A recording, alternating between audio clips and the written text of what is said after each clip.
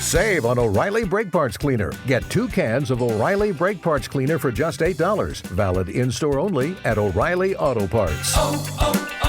O'Reilly Auto Parts. Gas mark 1, 2, 3, 4, 5. I'm gonna cook a meal that's gonna make you mine. I'm turning up the oven, now we're ready to roast. When you touch me, honey, you'll love it the most. Come on and put me in a loving stew. Welcome to another Britflix.com podcast. My name's Stuart Wright, and today's guest is the founder of the RAYGUN newsletter, Tim Murray. Welcome to the show. Hi there. Hi.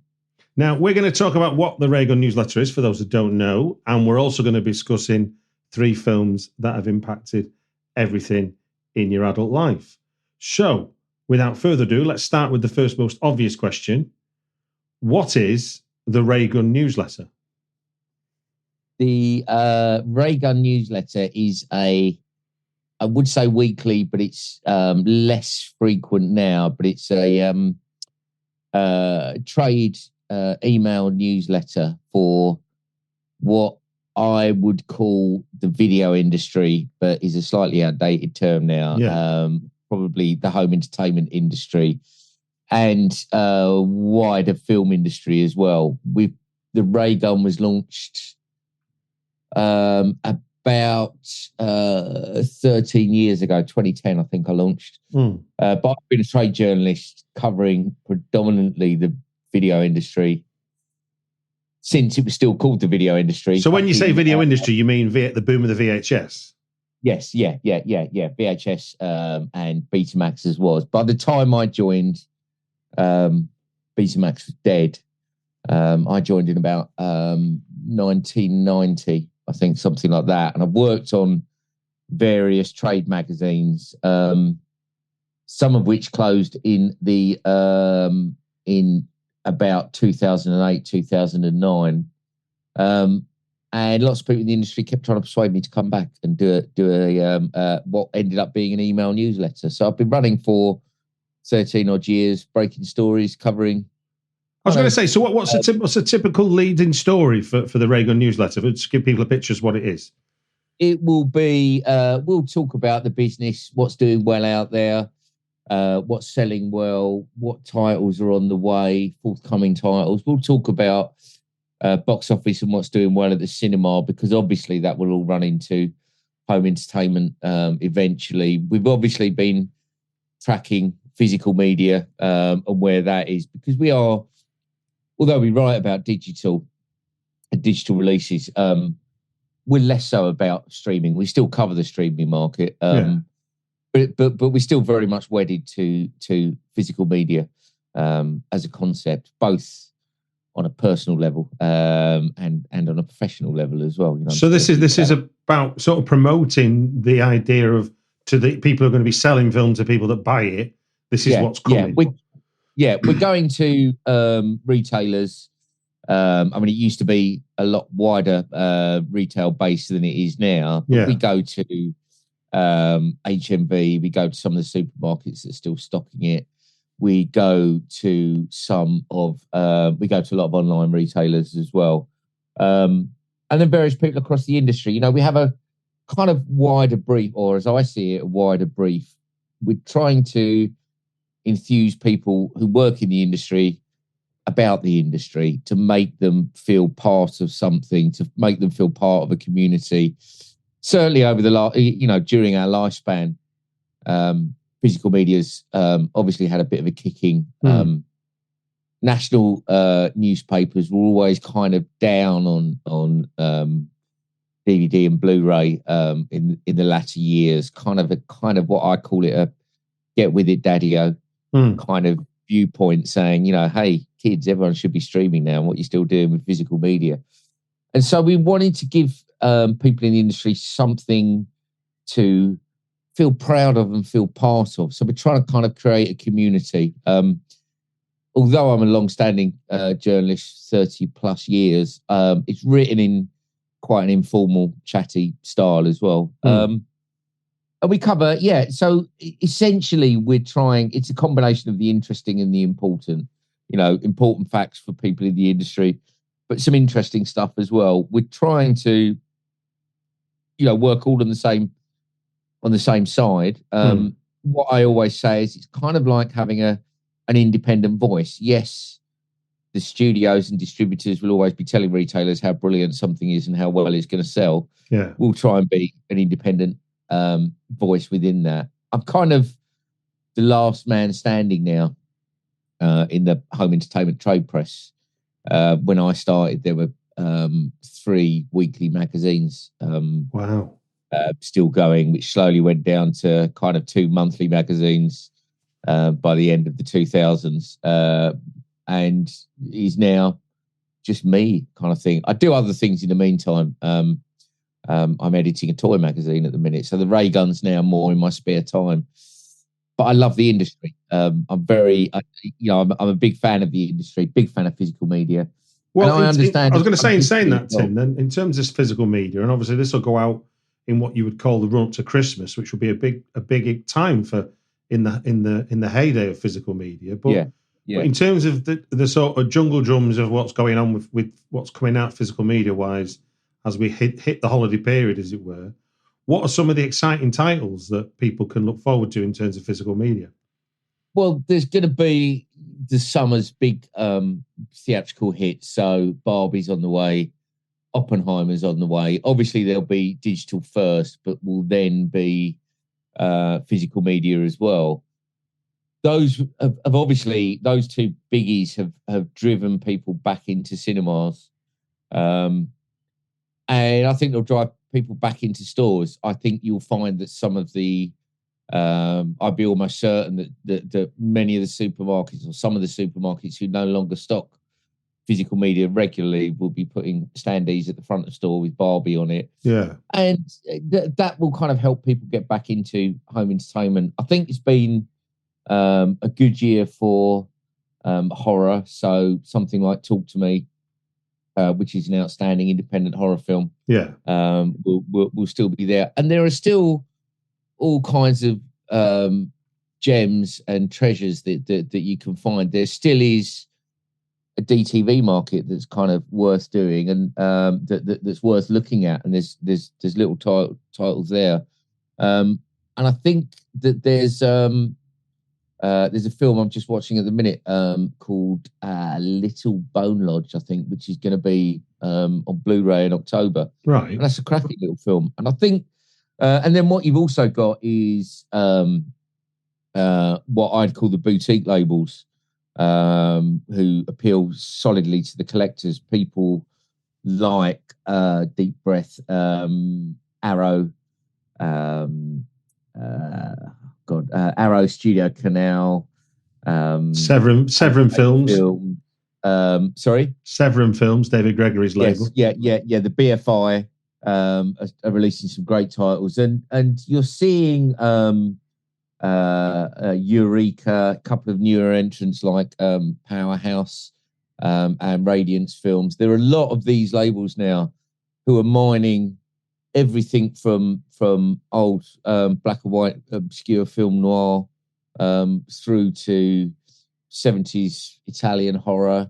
You're starting to see people bringing out kind of what would be straight to video films, but with big video rental hits as well, in kind of really nice Blu-ray versions, 4K versions, complete with booklets, lavish packagings, and that's a really big thing now. And it's not so much the amount of units they sell, but they are all limited edition. They all tend to sell out.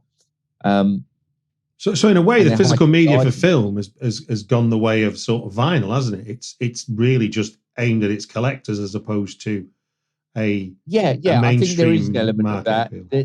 There's still a mainstream market, and it's always been traditionally VHS throughout the 90s and DVD from 98 onwards has always been a great gifting option. And certainly with the British public, more so than a lot of other countries.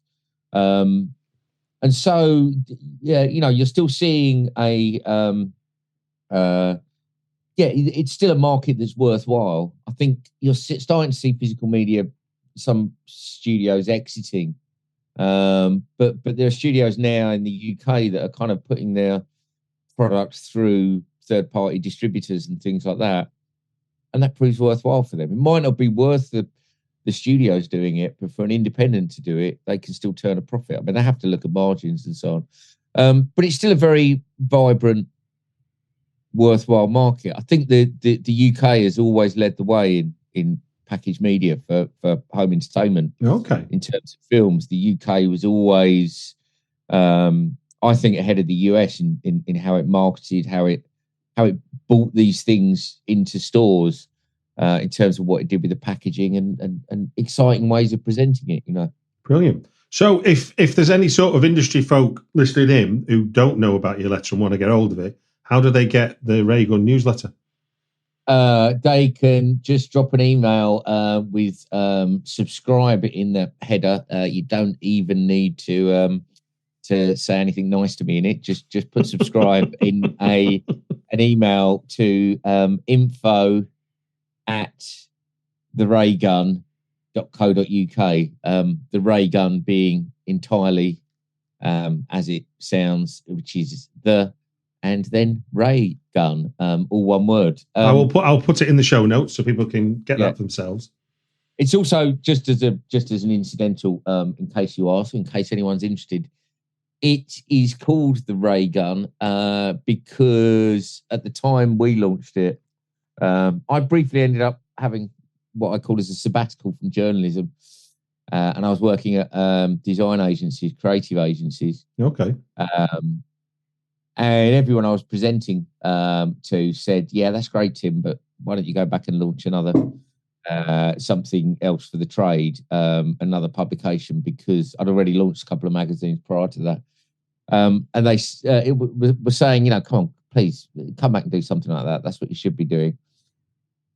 So I started thinking seriously about that, and somebody at one of these studios at a big distributor said that Blu-ray had not long launched, and they said, if you can somehow work Blu-ray into the title of your newsletter, I think you'll get more advertising from it. We'll definitely advertise with you.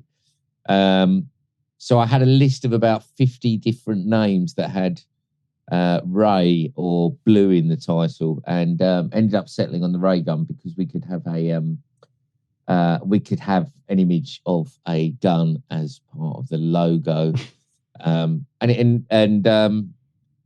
for our own house ads, and we can quote David Bowie's Moon Age Daydream, which has got a great line about keep your RAYGUN to my ear. So I like the idea of that as well. So hence the RAYGUN. Fantastic. Well, thanks for sharing that, and thanks for introducing my listeners to the RAYGUN newsletter. I'll put details in the show notes so people can email you if they want to subscribe. And thank you for your ongoing support of physical media as someone who does still buy it, and it will be on my Christmas list, no doubt.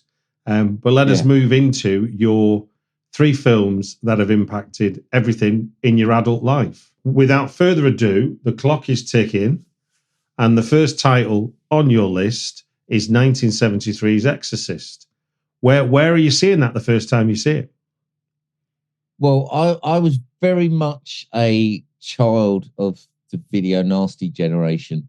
Okay. And grew up watching dubious horror films on VCRs.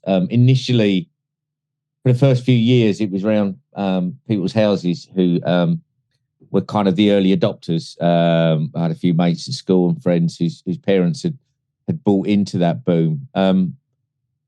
My old man was a massive film fan, as it was. He spent his childhood and teenage years going up to Leicester Square and hanging around at film premieres.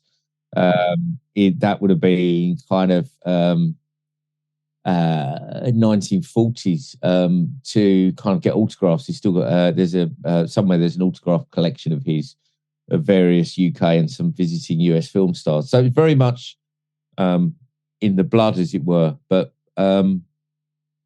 so The Exorcist would have been 1979, was one of the first films I ever saw on video. It was around a mate called Ian's house, and they used to have the video man come and see us.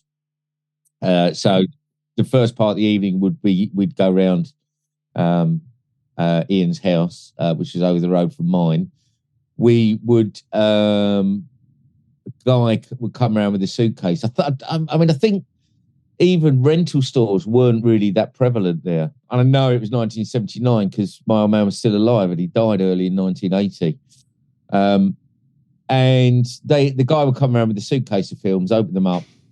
They were of initial probably, annoy a lot of people in the industry because I'm anti-piracy, as many people in the industry are. But they would have definitely been hooky films of some form or another. And one of the ones we chose because we'd all heard of it. So this was before we started kind of going deeper into the world of video nasties and the pre-cert. Yeah. But this was this would have been the Exorcist. This may have been a legitimate cassette actually, because I think it had come out by then already. I mean, it's worth remembering. It's worth remembering and telling people actually that for the younger people listening, is an original copy of a VHS in 1979 is going to be upward of about £100, isn't it? Yeah. Ironically, an original pre-cert copy of The Exorcist on VHS now would cost probably about the same or even more. You know, there's a big collection because really the studios weren't that sure that home entertainment was a thing, was it? Or they didn't want to entertain it because they thought theatre was it.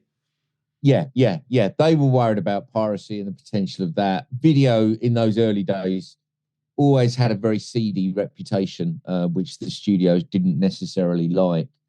They thought it tarnished their films and their brand. And they didn't like it because they couldn't control the means of distribution. It involved third parties. It involved independent video rental stores who they never particularly liked, who were generally founded by more predominantly working class entrepreneurial people. Your mom and dad stores. I mean, I had about three in my town. Yeah. Mom and pop, as they call them in the States. And the kind of rental model, the video rental model came about because that's how consumers like to do it. And it happened in spite of the film studios, which always kind of annoyed them. So we got The Exorcist. We rented The Exorcist. We watched The Exorcist, and it absolutely terrified the living daylights out of me. I was absolutely petrified. We, using the then exciting new technology of rewinding and pausing and slowing it down, we watched the bit where she is stabbing herself in with the crucifix and uttering all kinds of obscenities. And it was rewinding those and listening to what she was saying, the blasphemous obscenities, that really kind of affected me. I didn't even get anywhere near the end of that story there at all. Well, finish your story off. Go on. Yeah. Yeah. So, I remember going home. Didn't tell my parents I watched this film. I took the dog for a walk around the block, and I remember being absolutely terrified by this. And then, I mean, that was kind of my introduction to video, and it was something I just thought, this is brilliant. This is brilliant as a format, as a concept.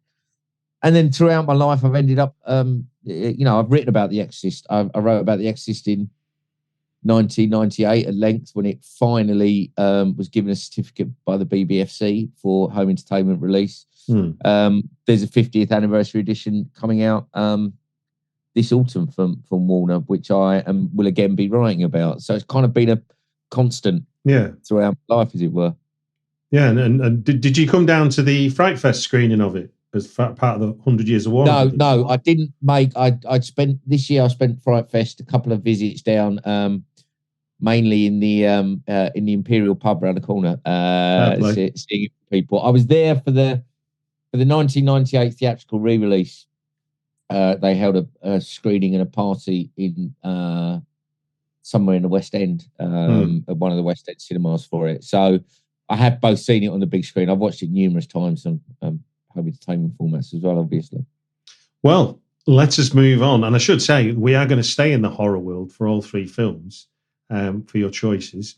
And for your second choice, I think it's safe to say certainly for the British market, and probably the same for the States in many ways, this is a true kind of VHS hit. You know, I don't think many of us would have seen this at the cinemas in any mainstream sense. And this is where VHS opens you up to a world of cinema you couldn't even begin to know existed. And I'm talking about Romero's Dawn of the Dead from 1978. So if you're watching Exorcist in 79, when are you watching Dawn of the Dead? Dawn of the Dead would have come along a few years later. I can remember watching a lot of these films in absolutely vivid detail. I can remember whose house I saw them around more often than not, who we watched them with, who was there. Can't remember exactly what year it would have been. It would have been a couple of years after this. I mean, we really immersed ourselves in it. I didn't get a VCR at my... America. We are endowed by our Creator with certain unalienable rights: life, liberty, and the pursuit of happiness. At Grand Canyon University, we believe in equal opportunity, and the American dream starts with purpose. To serve others in ways that promote human flourishing and create a ripple effect of transformation for generations to come. Find your purpose at Grand Canyon University. Private, Christian, affordable. Visit gcu.edu. Family home until 1983. So it would have been somewhere between 1979 and 1983. So what was the venue then for that viewing if you didn't get it?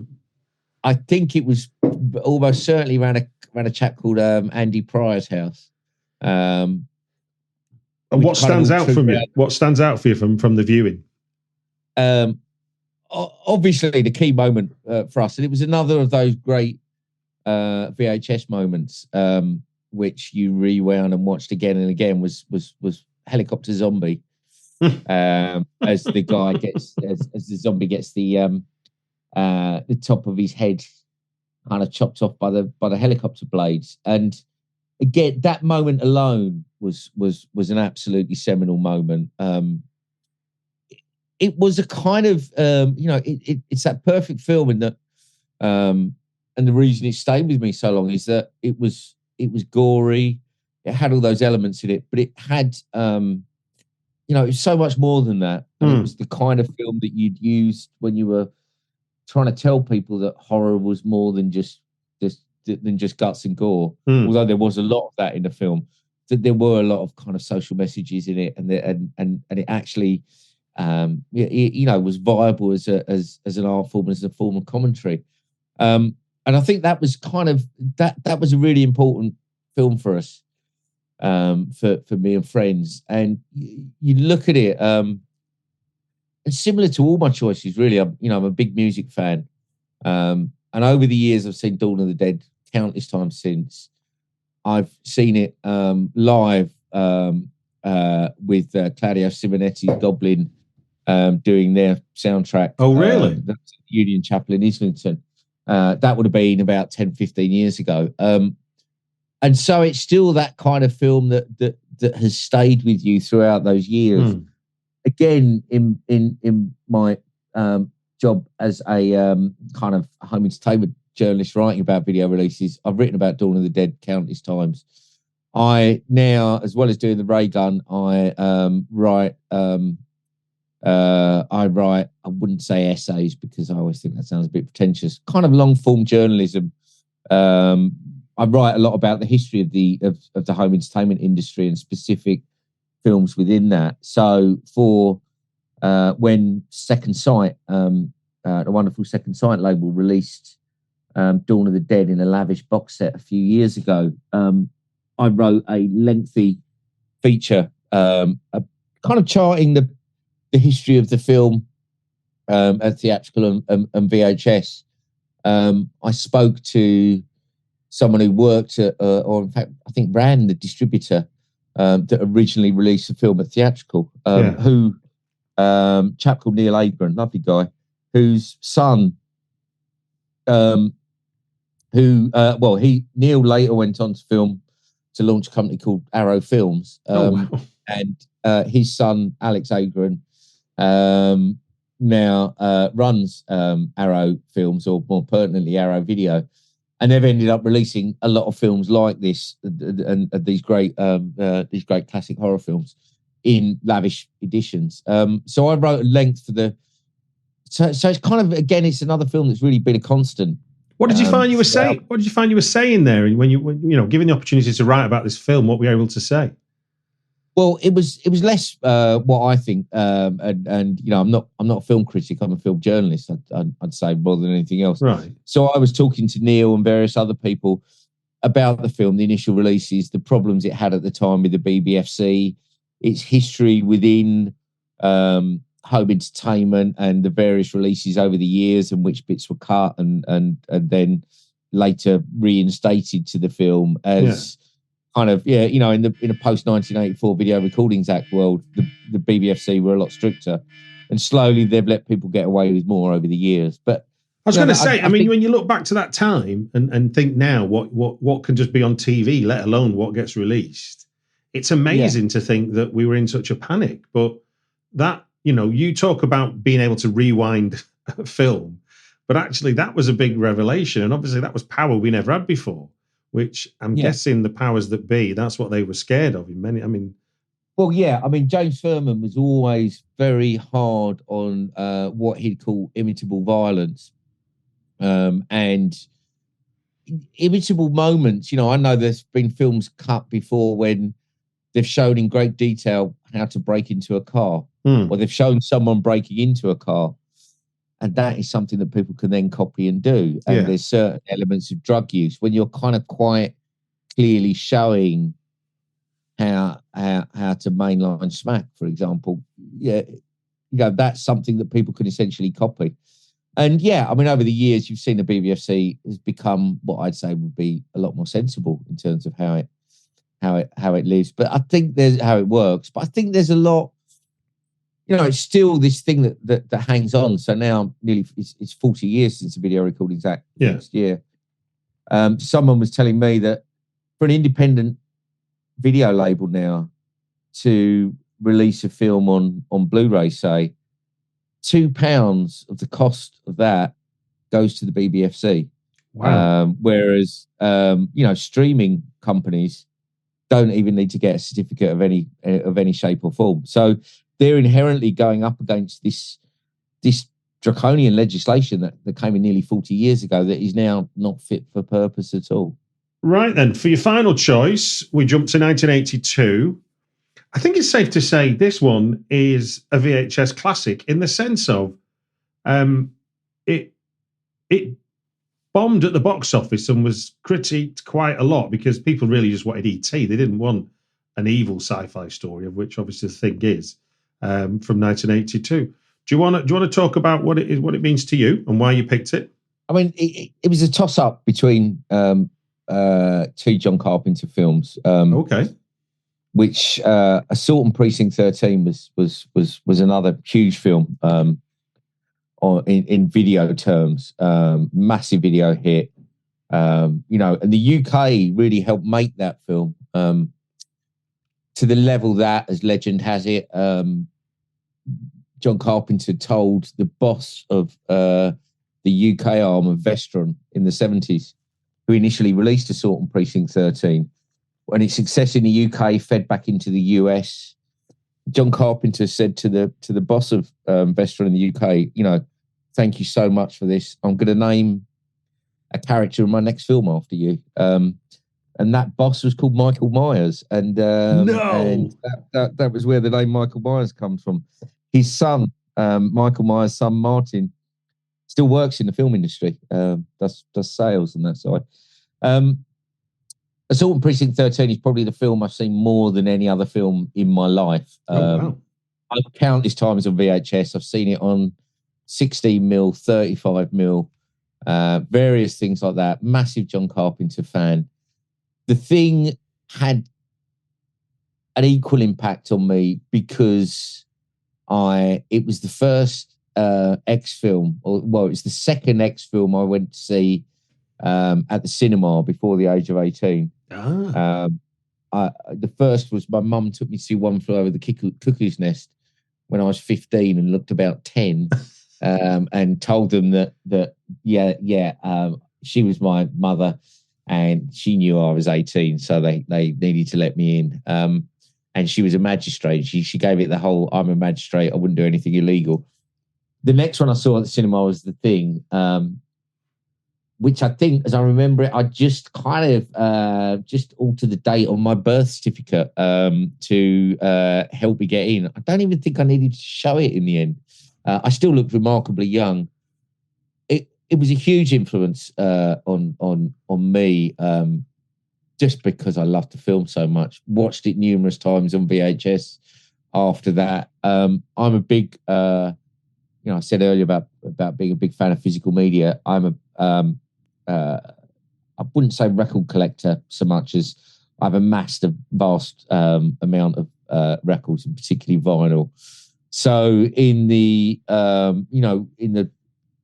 I've written about The Thing numerous times across.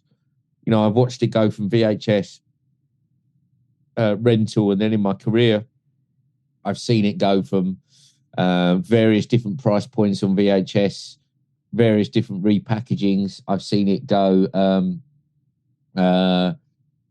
right through to being released by Arrow Video on a gorgeous Blu-ray, and I've got the soundtrack album, which I think was Waxworks Records. I'm saying that was some huge limited edition with lavish packaging and sleeve. And the same with Assault on Precinct 13. I now own pretty much every John Carpenter soundtrack going. And these films were just hugely important. I think within the genre world, everyone loves John Carpenter. I've been to see him live doing his whole synth thing. These were just hugely, and I remember at the time, and you're saying, as my memory of the critical reaction to it and the box office reaction to it is, no, it wasn't that. It wasn't that successful. It was kind of pretty much dismissed as being a bit hokey, sub-alien kind of thing.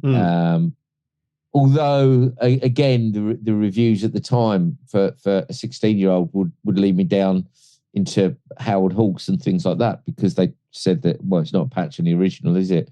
So there was just a lot kind of in it, really, for me to glean. And yeah, the soundtrack, the kind of the combination of Morricone and Carpenter kind of led me down that kind of. It led to another path of getting into soundtracks, getting into this kind of thing. And obviously, again, it's a film that stayed with me throughout, because I'm still writing about The Thing in the same way I'm still writing about The Exorcist and still writing about The Dawn of the Dead. Kind of 30, 40 years afterwards. What do you think is the enduring nature of genre films like this? What are they doing that means that they're not just vanishing? I mean, obviously, plenty of films were released around this time that vanish without a trace. So why do you think these still hold their own today? There's always been I think the word of mouth element, certainly for John Carpenter, has always been really strong. And that word of mouth would have stuck, something like The Thing. For me, it was this perfect combination because it had gore in it. It had elements of horror and sci-fi in it. It had this amazing soundtrack. It had an incredible wardrobe in it. People I know who are into clothes and so on, and various kind of Facebook groups and on Twitter will come winter, will always stick up a picture of Kurt Russell and co. wearing their full kind of parkas and Arctic outfits. But it's a word of mouth and also always an element of self-discovery, I think. And when it comes to film history is written by the winners, and there's a lot of films that gain that maintain their status because they were successful in certain ways. And then there are films that will rise to the top just because they're great films, really. And I think The Thing is one of those that yes, it didn't, it found its audience over the years, and this audience grew and grew and grew. It's quite a unique thing, that, isn't it, for a film to sort of endure, because it wasn't taken as seriously as it is now when it was released. Whereas, I mean, The Exorcist was up for Academy Awards and all kinds, so there was no doubting its pedigree when it hit home entertainment. And Romero following up Night of the Living Dead, a seminal horror film. You know, you've got the whole kind of commentary on consumer culture, literally consuming ourselves, and so on and so forth. Whereas, you know, The Thing came, like you say, hot on the heels of something as successful as of Alien, and then more recently had the kind alien like E.T. And this thing just seemed out of step, didn't it? I guess more than anything else. Yeah. But they're a great, and I think part of its enduring appeal is certainly you watch it now, and I've watched this with my eldest son a few years ago, and as a rite of passage almost. And the effects, they're not CGI. You know that they are, created on the set, as it were. But they still really stand up. You know, they've endured remarkably well, and still look amazing. And let's be honest, The Thing is literally the most amazing baddie villain, because it isn't anything; it's everything that's living, and therefore, how do you defeat it? It's It's such a clever, simple idea. And it tied in with and I love the kind of bleakness of the ending, the certain open-ended nature of it as well, which kind of very much fitted in with that. The kind of consensus of opinion at that time, and those kind of bleak ending films that was a hangover from the 70s, as it were. No, I think that's a good thing. Well, look, sir, we've come to the end of your 3 films that have impacted everything in your adult life. That's a nice little journey we've been on through the early 80s of your watching career. Yeah. Thank you for sharing that. It's and given you've been writing about the industry for 30 years or so and been a fan for longer, one question that sort of springs to mind for me to ask you before you go is sort of, what's the most significant change you remember in terms of the home entertainment industry? What have you seen that's been the most significant change for you?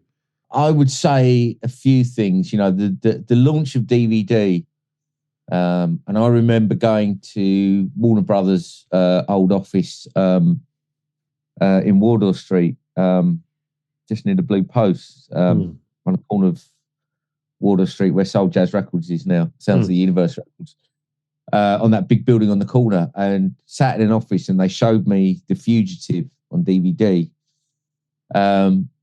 And I remember being blown away at this time, and you kind of got this feeling that you were seeing the future. I think that was one of the biggest moments. I think a few years after that, in 2003, was when, again from Warner, when they invoked the European Rental Rights Directive. I think. What's that one?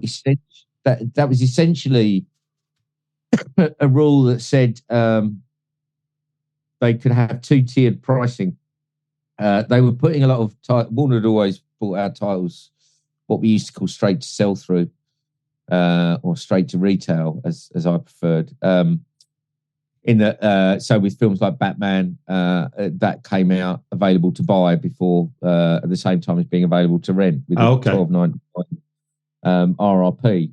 But what the Rental Rights Directive said is that Warner could sell a film to Woolworths and Tesco's and HMV for £10, and they could sell it for whatever they like. But at the same time, Warner could also sell that same film to a video rental store for £50, even though it's exactly the same film.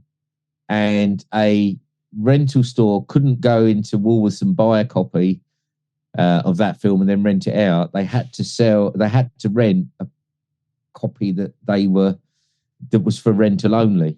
Yeah. And that was kind of the beginning of the end for the rental industry, really, in the UK and elsewhere. And you know, the the launch of DVD, everyone will know about. That kind of element just had this huge sweeping change, and that was the beginning of the end for the rental industry. There were lots of other things as well.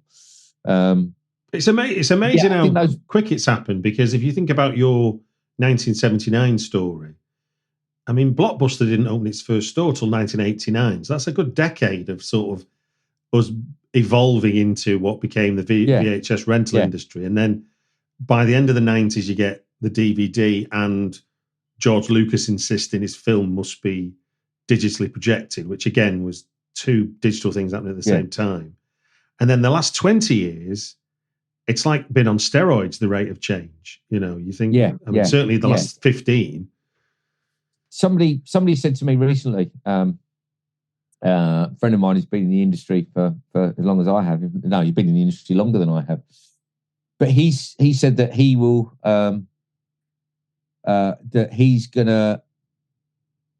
he will spend his entire adult life working in an industry that didn't exist when he was born, and will no longer exist by the time he dies. You know, it's an incredible, this journey of physical packaged films and media.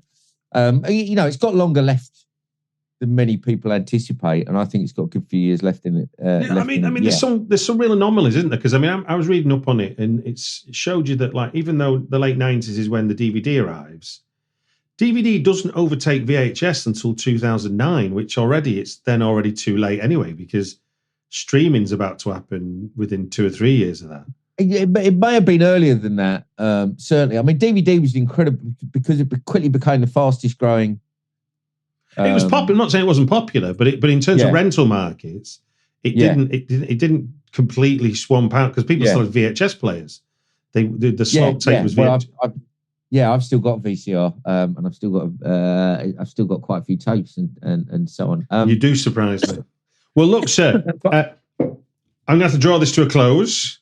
Thank you very much for joining us on the Britflix podcast and sharing your 3 films and talking about the RAYGUN newsletter. I'll put details in the show notes so people can contact you should they want to receive the newsletter.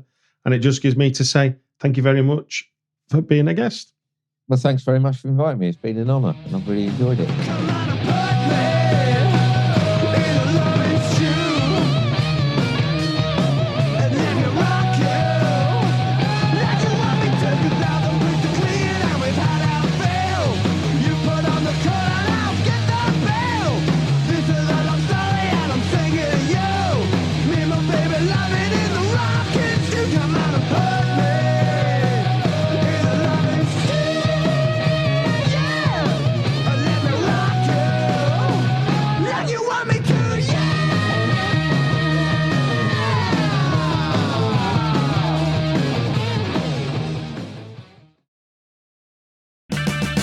Is your vehicle stopping like it should? Does it squeal or grind when you brake? Don't miss out on summer brake deals at O'Reilly Auto Parts. O'Reilly.